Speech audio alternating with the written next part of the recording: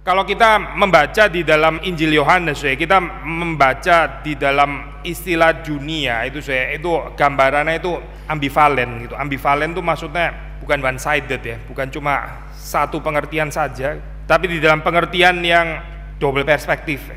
Satu sisi dunia itu digambarkan sangat negatif ya, sebagai musuh Kristus. Ini khas di dalam bahasa Yohanes ya, termasuk juga di dalam surat-surat Yohanes. Tapi di sisi yang lain, termasuk yang ada di dalam Injil Yohanes, saudara akan mendapati bahwa ini adalah bukan satu-satunya sisi ya. Misalnya di dalam 6 ayat ke-33, roti yang dari Allah itu turun dari sorga, roti itulah yang memberikan hidup kepada atau bagi dunia. Atau ayat yang terkenal itu ya, yang kita hafal, yaitu 3 ayat 16, karena begitu besar kasih Allah akan dunia ini. Itu pakai istilah yang sama persis, yaitu pakai istilah kosmos ya, seperti di dalam bagian ini.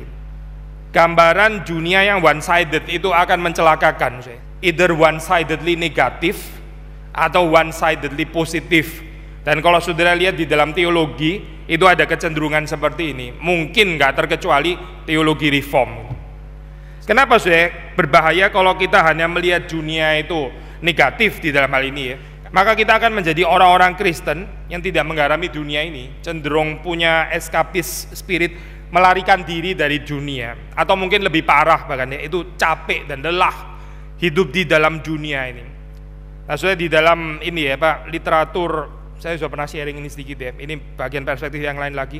Di dalam literatur Ars Moriendi itu The Art of Dying, The Art of Dying, di dalam zaman abad pertengahan, memang waktu di dalam zaman itu banyak orang yang meninggal secara tiba-tiba ya. Gak seperti sekarang, itu medis sudah maju sekali.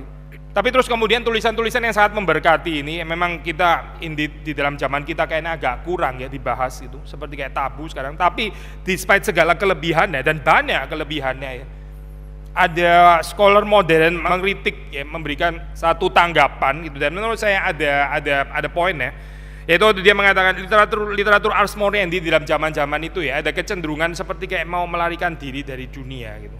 Nah, kita tahu kenapa orang bisa ada gambaran seperti ini ya, sehingga waktu setiap kali membicarakan tentang dunia itu bawaannya adalah satu gambaran yang suram ya, lalu kita menjadi orang-orang yang gagal bersaksi, gagal memberkati dunia ini, dan cenderung hidup di dalam ghetto, atau cenderung kita hidup penuh dengan kekecewaan, penuh dengan air mata dan sebagainya.